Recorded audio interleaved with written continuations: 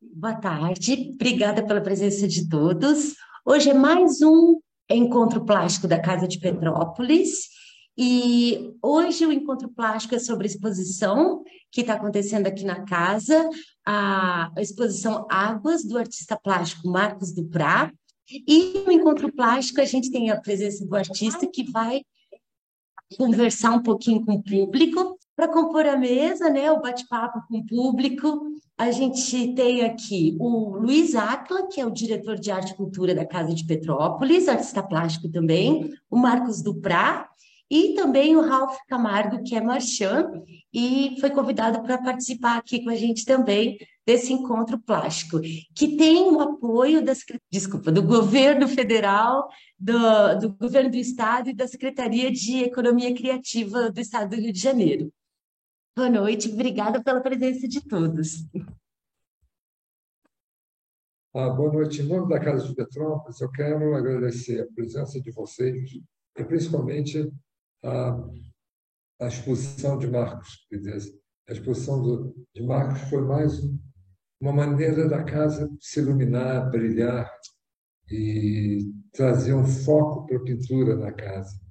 Então, a casa está muito feliz de ter o Marcos aqui e estamos muito orgulhosos, muito contentes de ter o Ralph, que além de marchand, é um grande colecionador, ele tem uma coleção muito importante, é um homem que trabalha com arte desde os anos 60.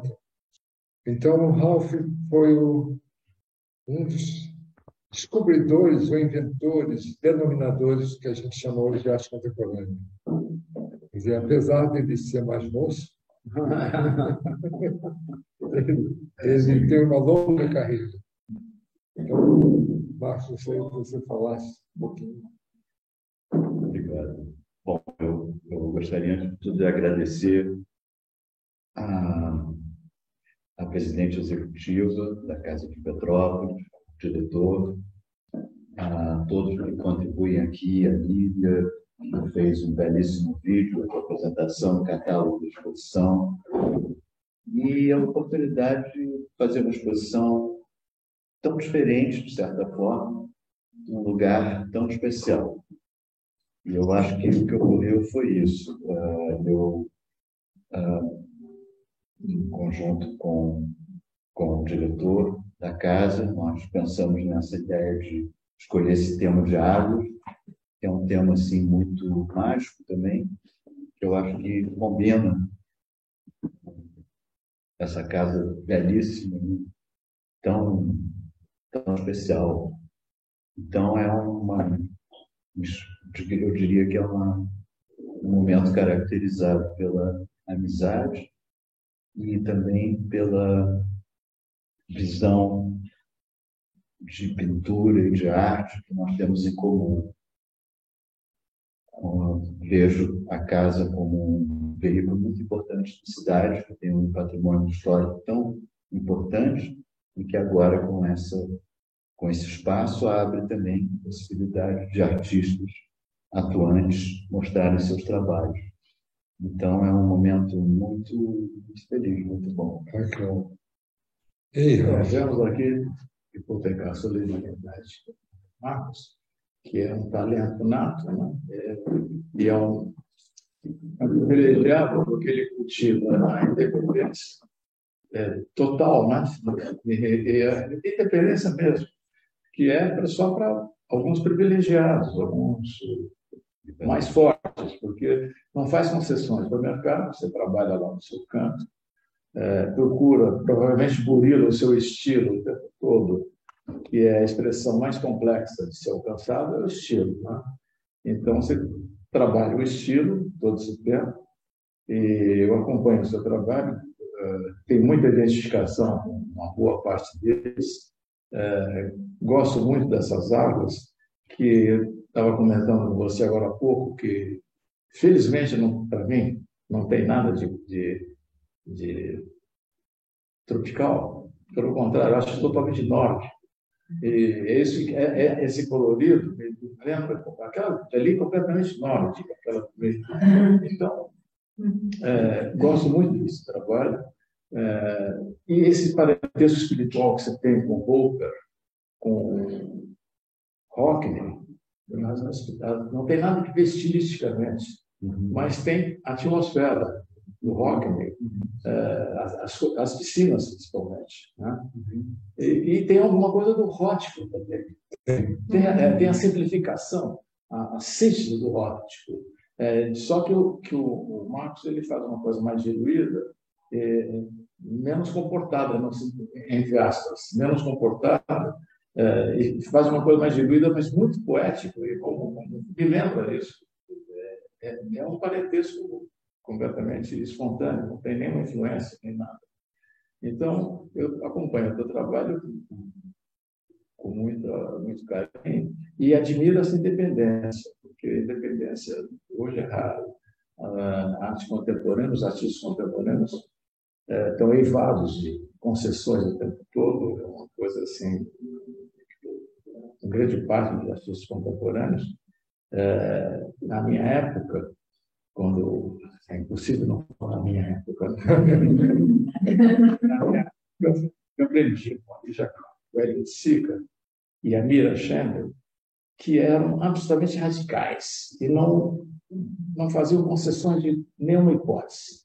Então, o que a gente tem que produzir, a nossa verve, o nosso centro espiritual está na não concessão. Não fazemos concessão de jeito nenhum. E passavam necessidades. A Lígia Clark comia uma vez por dia em Paris, só comia de noite para poder passar a noite toda, comia uma vez por dia. Elliot Sica em Nova York era outro drama. Era melhorzinha era a Mira Chamberlain de São Paulo, só para fazer uma alusão meio deselegante, mas é a pura verdade. Enquanto que os artistas contemporâneos fazem concessões o tempo todo, estou generalizando, pelo amor de Deus. Alguns artistas contemporâneos. E o que acontece é que a gente perde. Nada que depõe mais um artista é fazer concessões de mercado, para poder fazer exposições, para poder vender, para poder se inserir no ritmo das vendas. Há uma subserviência ao mercado, eu acho, há uma subserviência ao mercado que eu acho altamente perniciosa e eu acho, não me conformo, eu acho revoltante. Então, quando eu vejo tem muitos artistas independentes, temos muitos artistas independentes, né? Está aqui um deles. Então, o Wesley Duquilly, eu sempre falava com ele, ele sempre noticia isso. O Wesley era outro cara que também vendia pouco, vendia caro, mas pouco. E sempre falava isso, eu não faço concessão. Se quiser, para que eu seja inserido no mercado, tem que aceitar a maneira como eu sou, meu ritmo. Isso é raro hoje. Hoje as pessoas fazem qualquer concessão para entrar no ritmo. Então, a arte de muitos artistas há até um exagero de que um artista contemporâneo carioca se faz uma releitura de outro artista contemporâneo carioca da mesma geração dele de uma forma assim escandalosa. São dois artistas contemporâneos que estão por aí. Um deles é bom, original, e o outro é bom, mas é cópia. Então, eu acho que quando tem um artista que está fazendo um trabalho original, um trabalho forte, eu acho que ele tem que enaltecer, tem que valorizar muito. Eu estou batendo numa tecla que é delicada, mas eu acho que tenho know-how para fazer isso, porque eu acompanhei isso todo esse trajeto. Então, por exemplo, eu trabalhei com o Gershman. O Gershman é um pintor extraordinário. Tem obras dos anos 60 extraordinárias, obras que hoje valem milhões, 2, 3 milhões cada quadro dele, dos anos 60. Aquelas placas dele, aquelas cartilhas, aquilo é excepcional, né? Mas aí, nos anos virando 80, 90, ele começou a fazer concessões. desmilinguiu. A obra dele desmilinguiu. Hoje ele não é respeitado. Fala Guedes, agora, quando aparece aquele quadro dele, importante nos anos 60, aí é uma reverência plausível, né? É normal. Então, eu acho que vocês estão de parabéns, Aquila, pela perseverança de sempre manter a arte acima de tudo aqui em Petrópolis, nessa casa maravilhosa da emoção. Isso aqui é uma emoção. Isso aqui é uma emoção. Você, nesse contexto, que é outra emoção. Então, acho isso aqui altamente gratificante. Acho que eu estou junto aqui com essa. Agora, temos que fazer outras discussões também. Hoje, o Marquinhos, vamos fazer outras discussões. Não, já tem até 2024. Ah, maravilhoso. Não, isso aqui. E, bom, se precisar de uma informação. As observações do Raul foram muito boas. E essa coisa da concessão é muito interessante, porque o mercado, fala-se no mercado como se ele fosse um ente, né? Assim, fala-se no mercado como se ele fosse uma criatura, que obrigasse as pessoas a fazer a concessão, que obrigasse as pessoas a fazer determinadas coisas. Então, fazem do mercado um bicho-papão. Né? Quer dizer que, na verdade, o mercado serve para eventuar o que você faz. E o que você faz sinceramente.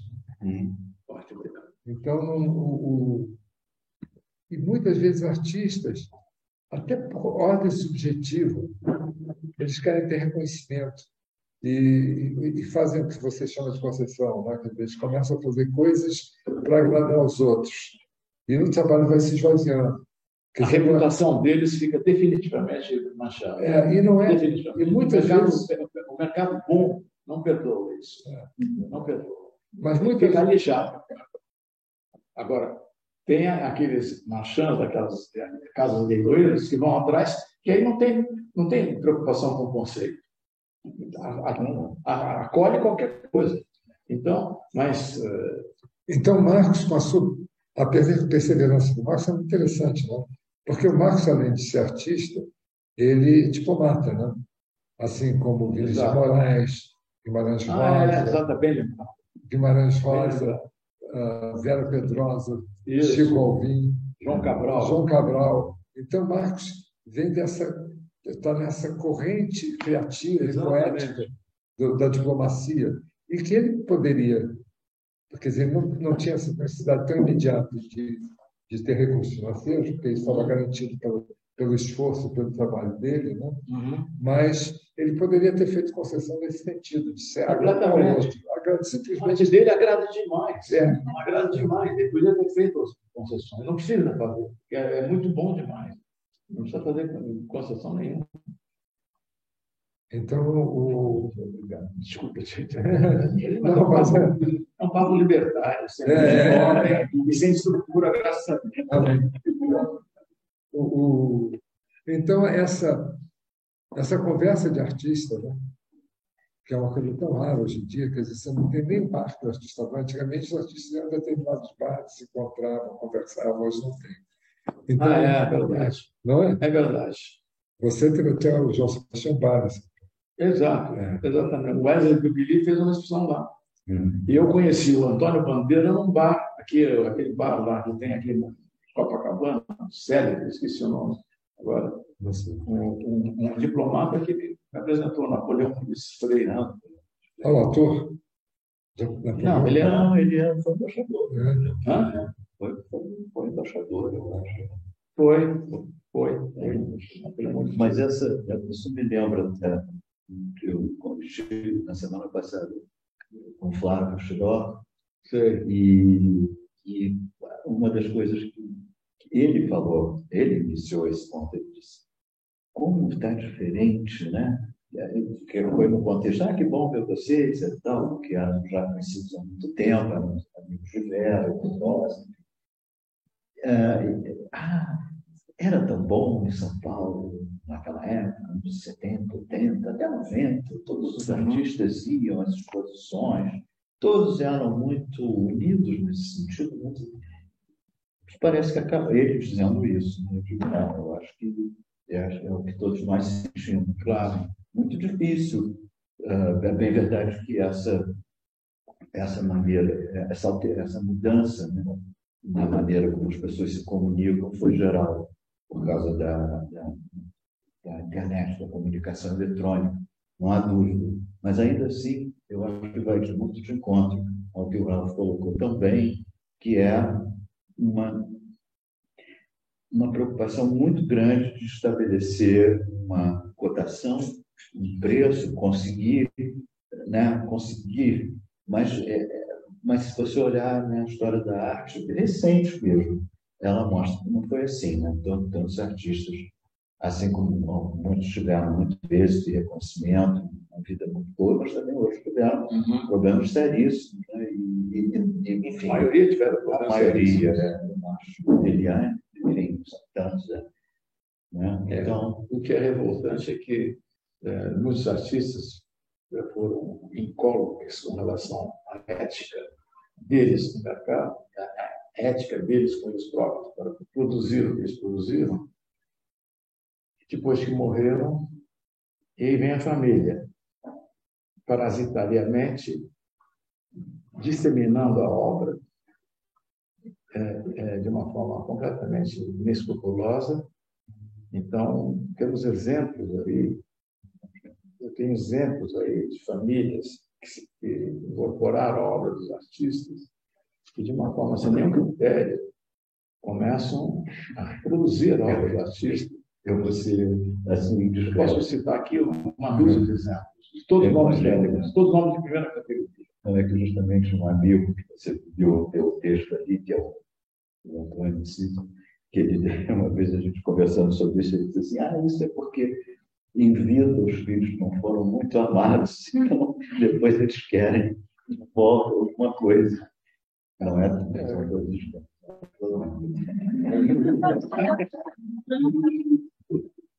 E sobre esse assunto, tem também uma curiosidade, né? Viúvas de escritores que vendem as bibliotecas a metros, porque com ciúmes, né, que o marido se dedicava tanto à leitura e àquela biblioteca, e elas querem se desfazer daquilo o mais rápido possível.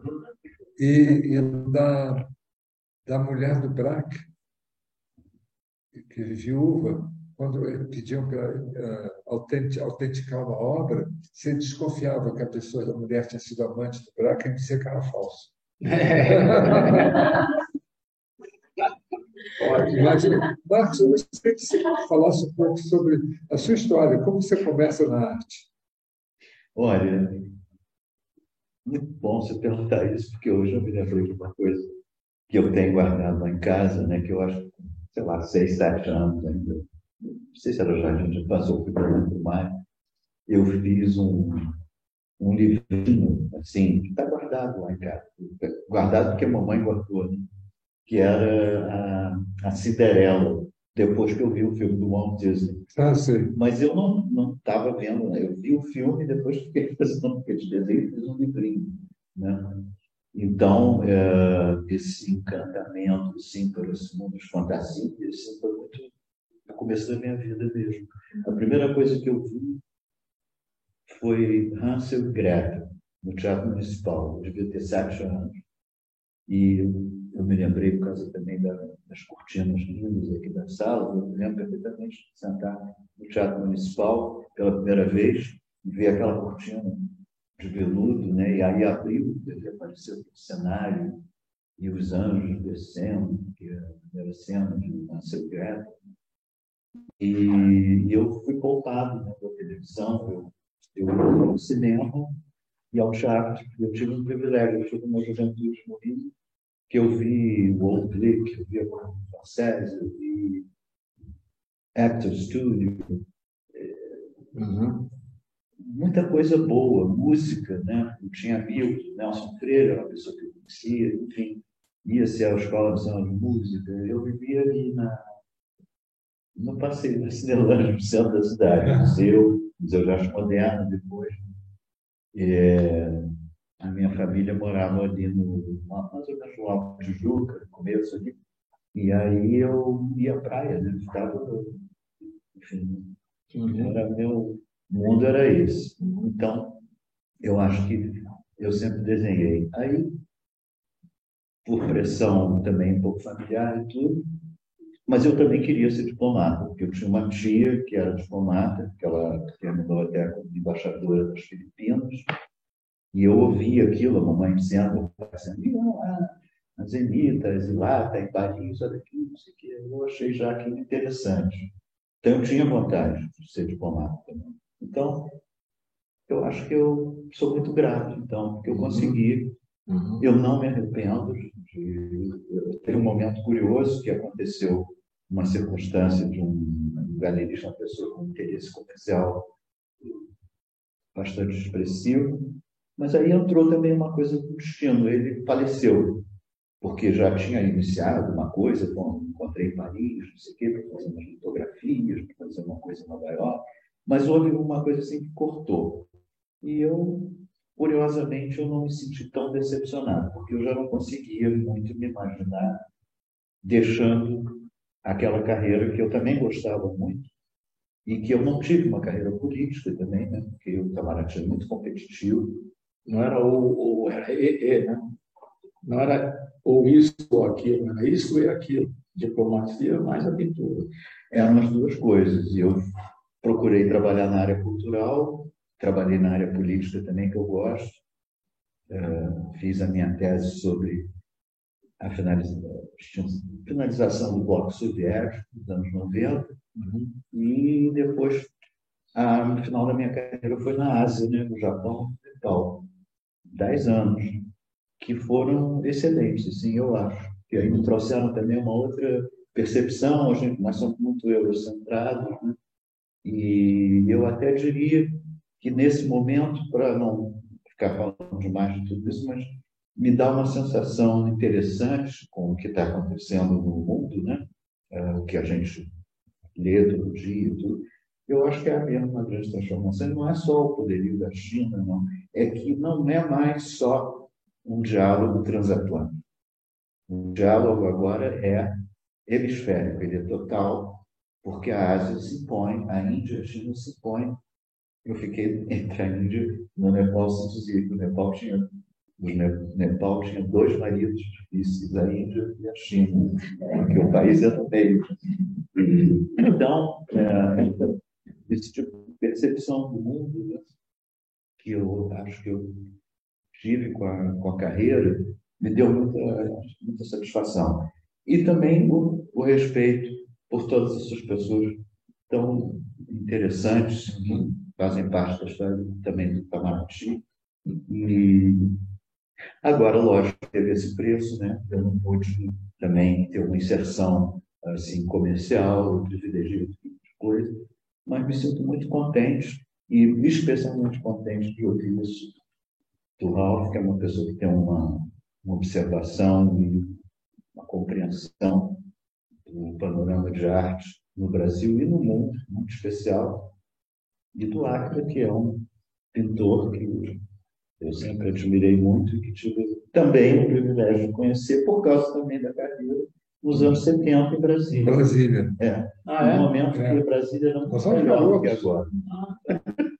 Eu acho. A cidade era muito simpática. Porque eu dava aula na UNB, na universidade, e Brasília era muito tosca. Quer dizer, principalmente quando meus pais chegaram lá em 60. Então, era uma convivência muito tosca mesmo, e muito sem interesse. E você só tinha filhos de pessoas com poder, né, deputados. Então, você sabe com quem está falando, é uma coisa muito corrente. E aí, quando vieram os diplomatas, houve uma aproximação de parte desses professores com os diplomatas, que eram pessoas que liam, que iam ao cinema, que viam pintura. Então, houve, quer dizer, a nossa amizade começa dessa época. E tinha a Vera Pedrosa, que era poeta e diplomata, né? E Vera Pedrosa tinha um salão. Ela tinha um apartamento de 3 quartos, pequeno, onde ela recebia as pessoas, havia as conversas, havia sempre uma roda de conversa. Então, a casa de Vera Pedrosa era uma sementeira cultural, né? As coisas brotavam ali. E isso com essa simplicidade de um apartamento funcional de 3 quartos, né? Então, sempre tinha gente, sempre tinha conversa, sempre tinha informação. Aí mesmo na época da ditadura mais ferrenha, a Casa de Vera Pedrosa continuou a ser um lugar arejado de conversas, né? E ela era filha do Mário Pedrosa, do grande crítico de arte. Mas ela era uma pessoa que tinha identidade própria e teve uma carreira diplomática brilhante, né? E uma produção poética maravilhosa. Então, foi um momento muito interessante, né? Eu... Agora, Marcos, eu gostaria de saber como é que você chegou na pintura mesmo. Olha, foi bem cedo também. Eu, na adolescência, eu fiz umas pinturas, assim, sabe? Coisas de cinema, eu me lembro, Esparta, sei lá, um negócio de heróis, sei lá. Depois eu fiz uma coisa da Elizabeth Taylor e Catherine Roger, de Cinco Quentes, que eu achei massa, a combinação desse deitado, lindo. E aí, o cinema teve uma influência muito forte, né? Acho que na nossa geração, muito. Né? Nós acompanhamos o grande cinema, né? O grande cinema. Outro dia eu vi o Sétimo Círculo, meu Deus do céu, que isso? É difícil você ver um filme com aquela força. Enfim, então isso teve assim presente. Mas aí também a coisa de estudar, ter que fazer isso, fazer aquilo. Então foi quando eu entrei, quer dizer, eu tive também uma coisa muito interessante, porque com 18 anos eu fui estudar nos Estados Unidos. Eu ganhei uma bolsa, eu entrei para a Faculdade de Direito e fiz também ao mesmo tempo um concurso que foi em 64. Depois eu identifiquei bem como é que foi isso. Foi um programa do Kennedy, era Alliance for Progress. E eles tinham interesse e deram bolsas para os estudantes latino-americanos. Eu ganhei e fui para os Estados Unidos com 18 anos. 2 anos depois, meu pai, que era oficial de marinha, que tinha sido meio queimado lá, várias coisas, foi, de repente, nomeado adido em Tóquio. Então, eu tenho essa história interessante com o Japão, porque eu estava estudando nos Estados Unidos, meu pai foi para Tóquio e eu passei, então, um período e fiz cursos na Universidade de Waseda, inclusive desenho. E voltei, aí já 3 anos, já estava com 21 anos, sei lá, papai, não, volta agora, tem que trabalhar, vamos lá fazer alguma coisa. Aí voltei, entrei para o Itamaraty, por sorte também, entrei logo no primeiro exame, que é um exame difícil.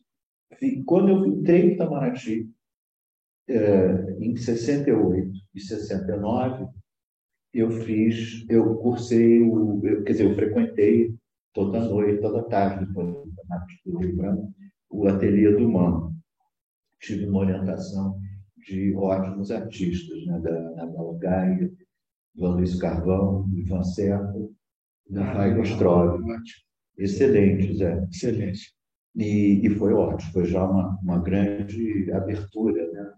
Mas houve para mim, quer dizer, para mim a veia teve um pouquinho de dificuldade também, porque, por exemplo, a Anabela dizia, não faça essas coisas, faça uma coisa da sua imaginação. E eu acho que eu tenho uma relação muito direta assim, com a realidade visível, né? Então, aquilo foi um pouco assim difícil, eu não encontrei muito, né? Aí fui para Brasília, lá foi um período difícil, porque era o começo da carreira, como aquilo mencionou, era um período do Médici, né? Super puritano. O meu chefe dizia assim, é o casamento do tenente com a normalista. Com a normalista? Tenente com a normalista. Mas era bom, o período do Médici foi muito assim. Mas na verdade não acontecia nada. Tinha um salão da Vera, tinha tudo, tinha festival de cinema, tinha Paulo César Araceli, tinha Nelson Pereira dos Santos, tinha todo mundo, né? Enfim, as coisas aconteciam de uma maneira muito íntima. Não era mesmo. As coisas aconteciam na nossa geração. A gente ia muito na casa uns dos outros, coisa que agora... Especialmente em Brasília. É verdade. Mais do que no Rio. É verdade. E é uma cidade muito extrovertida, as coisas se dão muito na praia. Não sei se estão ainda, que eu agora estou aqui. Mas na praia, nos bares. Né? É verdade. E Brasília, a vida se dava como em São Paulo, né? Dentro de casa. É verdade, é verdade. Mas só para terminar essa história, foi quando eu fui para Washington, quer dizer, foi meu primeiro posto, foi que quando eu cheguei logo, eu resolvi que eu queria fazer alguma coisa com pintura, enfim, com artes visuais, e encontrei um programa de mestrado na American University, fui aceito, porque eu tinha esses créditos, e durante 3 anos eu fiz esse programa de mestrado, que era de pintura de ateliê, análise crítica, história da arte, técnicas, materiais e técnicos. Então, falando assim, parece... eu acho que foi essencial, porque havia conceitos que eu não entendia, por exemplo. Uma coisa assim, eu me lembro que teve um semestre que a gente fez um curso assim, que era só Matisse e Picasso. E era sobre esses dois grandes artistas, e essas diferenças que tinham se colocado na pintura do século XX, enfim. Então, coisas básicas assim, que agora fazem parte, que você entende. Eu não, nessa época, eu custei a entender o que é superfície pictórica, mas claro que é superfície, mas é mais do que isso. Mas são coisas que é um vocabulário que você só entende, né, quando você mergulha nele e você também troca. E aí eu acho que foi muito interessante, porque a equipe de professores era toda formada pelo Hans Hofmann.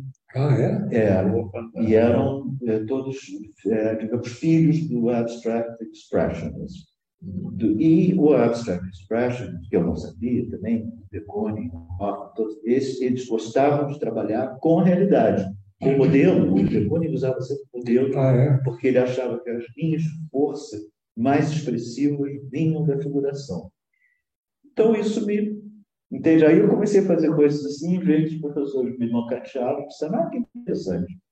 E aí eu acho que abriu para mim uma liberdade, porque eu queria fazer, que era um pouco férreo, talvez um pouco fantasioso, que você colocou tão bem, mas que era um pouco difícil com a opinião que eu recebia antes, né? Aí depois também houve muita mudança, porque nos anos 70 houve hiperrealismo, houve muita coisa, né?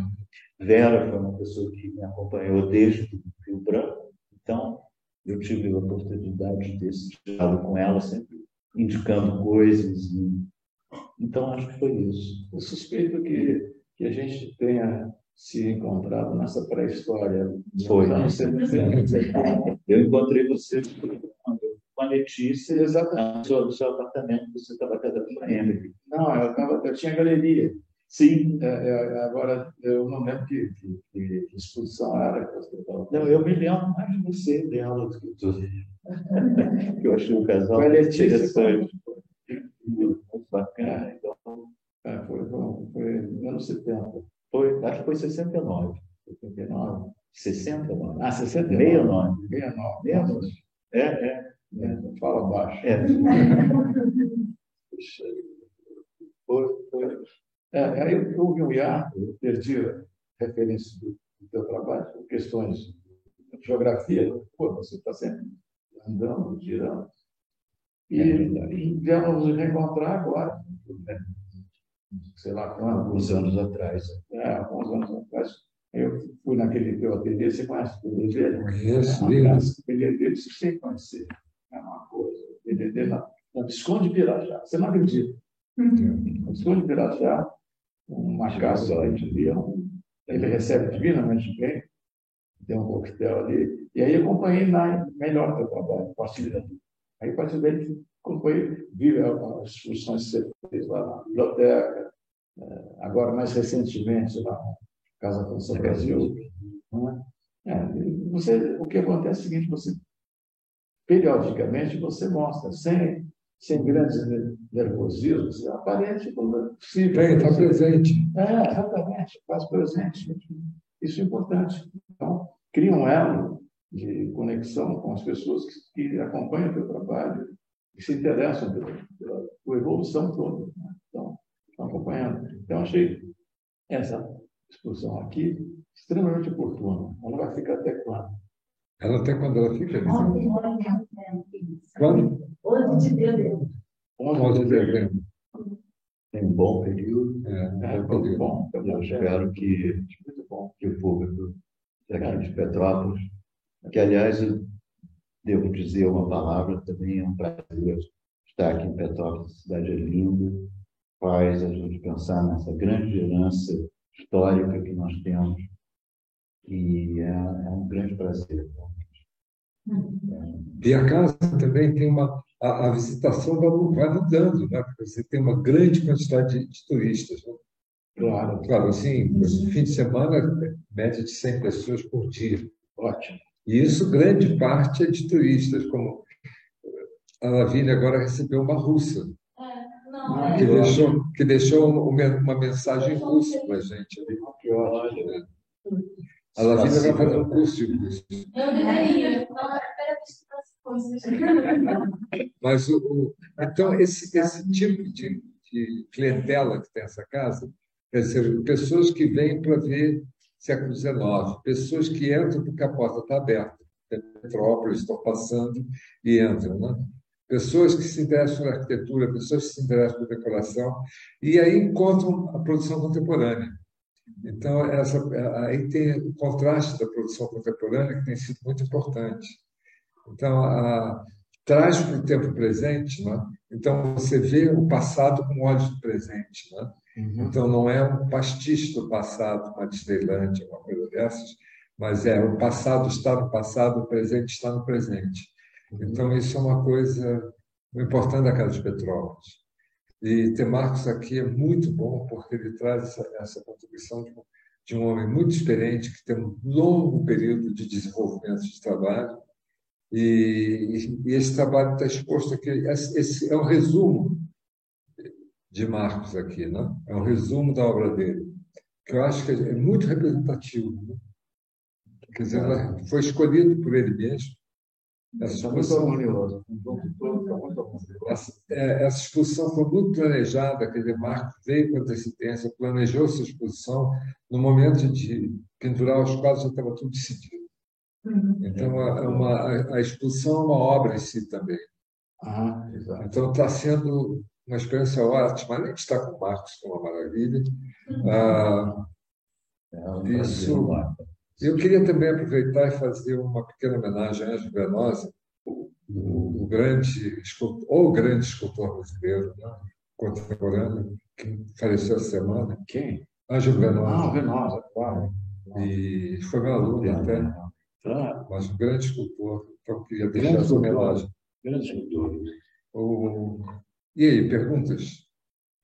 Aliás, eu diria só a proposta que você falou.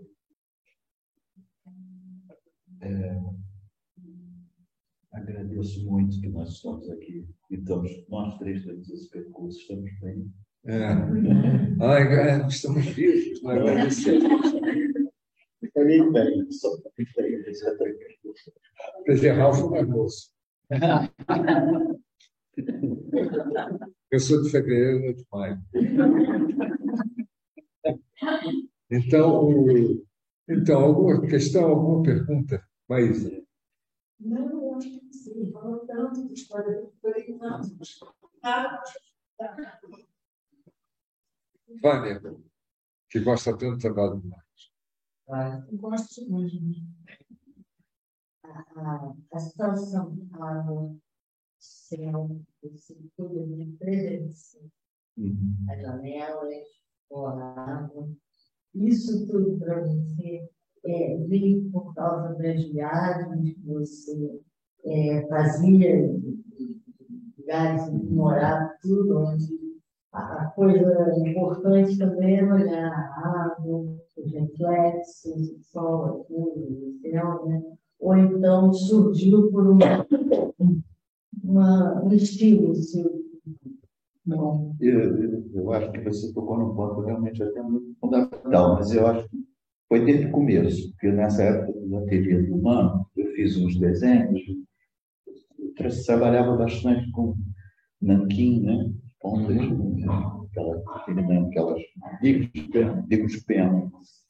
Eu fiz um desenho de bico de pena, que até tem dois aí, que já mostravam esse interesse de interior, exterior e de uma coisa de olhar para fora, quer dizer, de céu, e não tinha nada disso se materializar, mas já havia essa ideia de uma demarcação, que me acompanha um pouco também, né? E nessa demarcação, uma passagem, às vezes de interior para exterior, às vezes de momento da natureza. Eu acho que isso já foi no começo. Depois, né? Você vai buscando, bem, não sei, vendo isso mais e mais. Acho que sempre. Que bom. Lília. Do seu trabalho, né, que você, dos textos, né, do Rodrigo Cícero também, né, falando da altura, né, desse processo que é demorado, né, e como que é para você voltar para o quadro, já que é óleo, né, como que é para você voltar para o quadro, aquela imagem que te inspirou, como a Vânia bem colocou, né, assim, como é voltar para ele? Eu acho que essa técnica, ela que eu utilizo, né, ela realmente ela possibilita a construção, a formação da imagem. Você pode ir mudando a imagem e até, às vezes, perigosamente, piorando. Pode acontecer. Né? Por exemplo, eu diria assim, essa obra aqui, essa daqui, elas tiveram mais capas de tinta, talvez umas 4, do que, por exemplo, aquela que eu fiquei talvez em 2. É mais direto. Porque eu achei que ela não estava satisfatória, assim. Né? O Áquila fez uma observação interessante sobre os desenhos que eu tinha te mandado. Você está começando a deixar o branco aparecer. E isso também foi o branco, quer dizer, você não se preocupar tanto com a criação da luz através do pigmento, mas usando a própria superfície da tela. Né? O branco da tela é muito branco. Se bem que você também pode construir o branco, né? Imagina, tem branco. Agnes Martin, Malefich, meu Deus. O branco é inesgotável. Né? Mas eu acho que, desculpe se eu me perdi, mas a velatura, né, é isso, o caminho que eu escolhi, mas eu tenho uma tentação também pela coisa da superfície, e eu acho que, por exemplo, esse quadro dos peixes, que foi feito um pouco em função da exposição da nossa conversa, que me deu ideia, tudo aí foi um pouco divertido, porque eu fiquei um pouco com a coisa do Japão, que para mim, mas eu senti isso, quer dizer, essas pinturas, elas são quase que só a tela, né? Então, há muitas possibilidades de você usar a velatura fazendo superfícies bem densas e também deixando outras em que a própria superfície da tela também contribua para aquela luz. Né? Até eu acho que também tem vantagens que, como você vai acrescentando cada camada um pouco mais de óleo de linhaça no solvente, cria um filme muito resistente. Eu nunca tive nenhum problema, nem de rachadura, nem de nada, obedecendo a esse critério, que é meio chatinho, né? Você tem que ir aumentando a linhaça para fazer esse filme que vai se amalgamando e que aí eu acho que resiste muito bem, pelo menos eu. A linhaça é o próprio óleo veículo da tinta, óleo linhaça, que você usa para afinar a tinta também. Também, mas se você usar só a linhaça, vai ficar uma pintura muito brilhante. Então, eu uso a primeira camada é só solvente. A segunda, eu boto duas medidas de linhaça. Depois, a terceira, 3, boto um pouco mais. E engraçado, em vez de ficar brilhante, não fica. Você vê, não é brilhante a superfície. Não. Porque ela vai settling, assim, vai, né? Vai acabando. Vai acabando. Elas são recentes, né? Às vezes demora anos dependendo da espessura, né? Ou da técnica que você usa. Você diz a execução? Pode ser. Aquela pintura lá do Mercúrio, eu tinha começado, depois eu não soube muito, deixei, sei lá o que, fiquei meio assim. E depois retomei no ano passado. Inclusive antes dessa ideia. Eu acho que foi por causa disso também que eu fiquei entusiasmado, porque achei que tinha ficado interessante.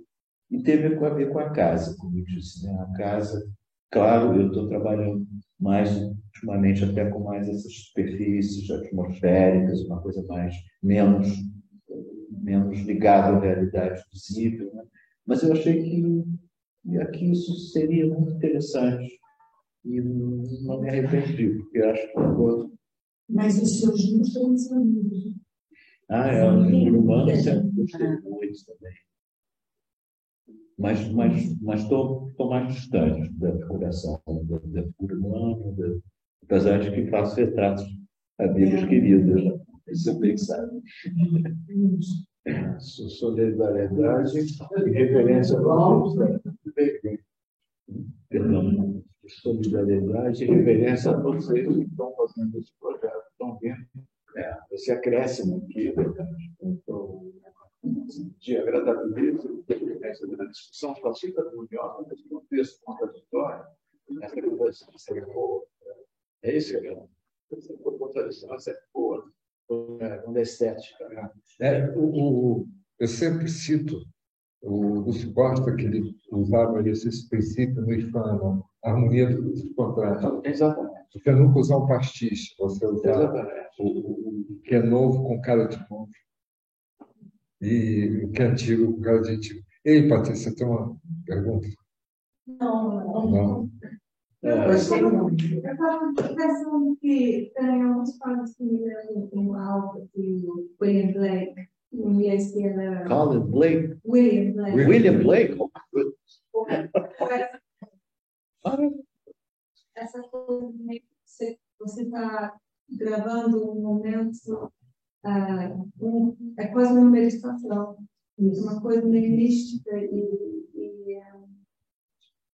eu não quero usar a palavra espiritual, mas eu não sei se porque Bem, eu concordo.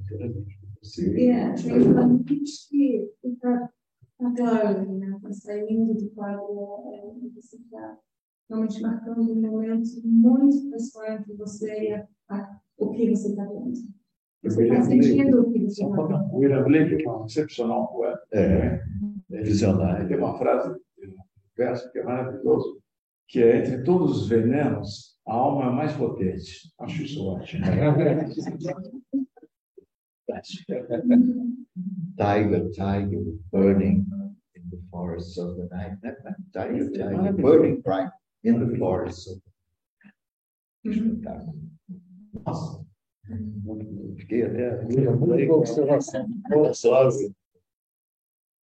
E aí, alguém gostaria de perguntar alguma coisa? O William Blake foi uma boa lembrança. Que beleza. William Blake. Então, aquele passo Sim. você vê que ele realmente passou por momentos muito. Você vê quase uma febre, né?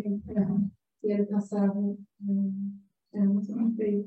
Mas esse movimento que o Márcio consegue, essa dinâmica na água, é uma delícia. Está vibrando. Aquele quadro lá é uma delícia. Essa coisa que fica reverberando. Vibrante. Vibrante, é uma delícia. Isso não é tão simples como se vê, é um resultado extraordinário. Obrigado. Requer aí provavelmente você pinta, repinta, olha, porque também tem o problema da dimensão. É diferente você no micro espaço ou no macro espaço. Totalmente diferente. Então, aquele resultado ali é exponencial. Fantástico. E com a absorção do papel, né? O papel absorve muito mais rápido. Ali, não. A tela é impermeável. Você vai acrescentando capas. Né? Você já fez visita em ateliê e simplesmente sentava e vai ver o que estou pintando? Você já fez isso? Você já fez uma visita só enquanto ele está vendo ele pintando? Porque parece que você entende um pouco do processo de pintar no desenho. Não vou esquecer. Se você viu algum artista trabalhando. Ele tem uma vivência. Então, não é só assim, dar um pulinho na Eu chegava a visitar os ateliês dos artistas, essa Siloto, o Yaning, o Tacharu, Vaz, lá na Avenida Brasil, Wesley, Gershon, Aguilar, Tosi, Antônio Henrique, aí, Antônio Dias. Tem 50 nomes assim, de visita, porque esse intercâmbio é fundamental. O físico também, a harmonização, a identificação. Né? Acho que isso é um acréscimo no relacionamento profissional. O relacionamento profissional que tive com os artistas sempre foi de um intercâmbio, de uma identificação também cultural. Tem uma identificação existencial cultural. Não é um cara que você compra um quadro e vai vender e tem um lucro. Não. Tem um processo aí de empatia. Se não houvesse, eu não pegava o artista. Anabela Geiger, entendeu? Não, Vergara, tudo tem um projeto, uma coisa de empatia. O nosso amigo aqui, só tardiamente que eu encontrei com ele, nos anos já 2000, acho. Nós nos encontramos numa exposição do Corpo Cuba, acho que em 68. Não. Arte. Tudo bem, mas... A reencontrar. Não, reencontrar você profissionalmente. Aí eu peguei o quadro teu, vendi lá, Isso. Cara, não sei onde. Entende? Então, mas tem esse processo de identificação. Se não houver isso, no meu caso, porque o mercado não trabalha assim. Trabalha que dá lucro, que está com bom preço para comprar e para vender. Aquele produto final. É só quanto custa, quanto dá, quanto eu ganho e vendo. E não interessa.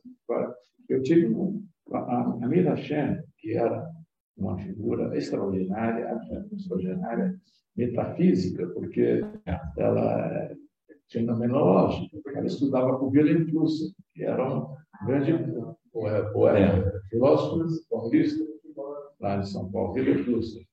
E ela tinha tanto conteúdo para falar. Eu chegava na ateliê dela, mais ou menos quando anoitecia, e não saía de lá, menos quando amanhecia. Porque, porque é uma loucura, porque ela assambarcava o tempo todo, você me fechava no círculo. Você acredita que várias vezes eu tive que fugir de lá, ela vindo comigo, eu vou indo para o carro, entrando no carro, sentando no carro, abrindo a janela, ela falando, eu chegava às 9 da manhã e se fala assim, mas um conteúdo maravilhoso. Dava de um lado para o outro e só falando metafísica, só desfeirando metafísica, era uma emoção total, era um conteúdo, pena que a gente não tinha celular, não gravava, porque era um conteúdo único, uma coisa assim, que seria hoje um manancial incrível para poder. É como a Veja Clark, que ela fez lá na galeria, fez os espetáculos dela lá, as manifestações, e o David Zing gravou tudo em videotape, porque o Gershman, que trouxe o videotape de Nova York para a gente, que nos introduziu no videotape. O Gershman morava em Nova York e trouxe o videotape. E nós gravamos toda a programação da Veja Clark, a gente gravou todas as manifestações, todas. E guardei dentro de uma estante. Perdemos tudo. Ficou lá, não deu tratamento. Depois, o Mário Zamini, um dia, que era um diretor, era um maravilhoso crítico de arte, curador e diretor do Museu de Arte Contemporânea, que é o museu mais ativo de São Paulo. Me procurou para pegar esse material para expor no MAC. Já não tinha mais. A gente era muito amadorístico, muito amadorístico. Era empírico, o trabalho era empírico, era visceral, era intenso. Era amante, não? Hã? Amante até. Amante.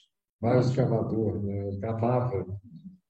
Afonso, essa observação sobre a coisa do videotape também faz pensar, porque tem tanta coisa agora que a gente vive no mundo digital, e que, além do problema da seletividade, né, que é um desafio constante para todo mundo, também a permanência, né? Assim, quer dizer, que tipo de permanência? Quer dizer, pode tecnologicamente tudo ser mantido, mas eu não sei, eu acho que existem também interrogações nisso, né?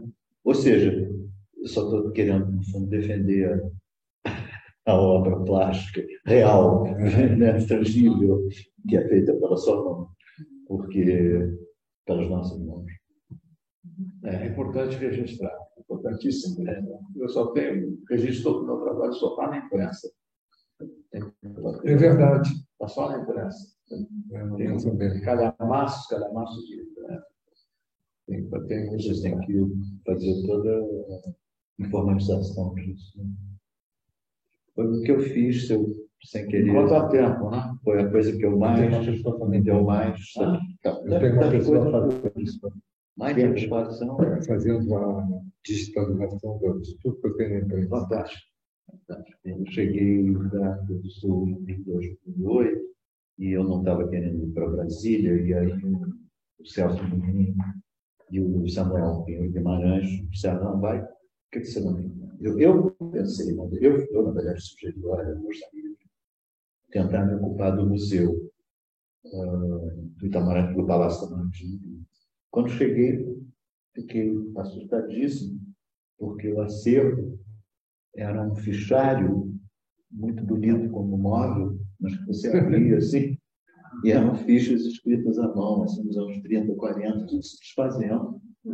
E acusações de roubo, de extravio, não sei o quê, coisa do TCU, e foi muito difícil. Mas aí eu fui a Brasília e, por minha conta, e falei ao Ministério da Cultura, se eu não tiver uma vida, não tem como fazer. Consegui uma museóloga e 5 estagiários. E fizemos em 1 ano e pouco a informatização do acervo. Eu acho que foi fantástico, porque primeiro foi entrar em contato com isso, a temporalidade das obras, a dificuldade de conservá-las, em catalogá-las, e a segunda, o alívio, porque todos aqueles processos foram respondidos, as peças estavam todas lá. Estava tudo enfiado, uma embaixo de uma mesa, outra, não sei, numa gaveta, uma coleção de moedas, um armário. É por aí. E agora tem uma notícia aí de que vai haver uma grande renovação do complexo do Itamaraty, que o BNDES está de acordo com esse projeto. Aí você entra. Eu acho que... Aí você entra. Não, quer dizer, eu só não quero que aquilo se...